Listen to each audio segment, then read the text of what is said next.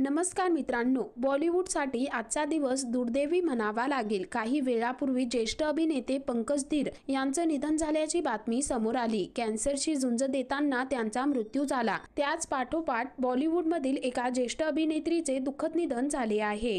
या अभिनेत्री आहेत मधुमती। 15 ऑक्टोबरला त्यांनी अखेरचा श्वास घेतला। अभिनेते विंदू दारा सिंह यांनी त्यांच्या निधनाची बातमी शेअर केली होती। मधुमती यांचंही निधन कॅन्सरमुळे झालं। गेला अनेक काळ त्या कॅन्सरवर उपचार करत होत्या। 1957 मध्ये मराठी सिनेमातून त्यांनी डान्सर म्हणून काम करत पदार्पण केलं, पण हा सिनेमा रिलीज झाला नाही। त्यानंतर त्यांनी अनेक सिनेमात डान्सर नंतर अभिनेत्री म्हणून काम केलं। त्या भरतनाट्यम, कथ्थक, मणिपुरी आणि कथकली या शास्त्रीय नृत्य प्रकाराचं शिक्षण केलं होतं। त्यांचं चेहऱ्यातील साम्यामुळे अनेक जण त्यांची तुलना अभिनेत्री हेलन यांच्याबरोबर करायचे। त्यांनी मनोहर दीपक यांच्याशी लग्न केलं। मनोहर दीपक आधीच विवाहित होते आणि त्यांना 4 मुलंही होते। अखेरपर्यंत त्या मुलांना नृत्य शिकवत होत्या। अभिनेता अक्षय कुमारने देखील सोशल मीडियावर पोस्ट करत श्रद्धांजली वाहिली। माझ्या पहिल्या डान्स गुरु, मला डान्स बद्दल जे काही माहित आहे ते सगळं मी तुमच्याकडून शिकलो आहे, असं अभिनेत्याने पोस्ट मध्ये म्हटलं आहे।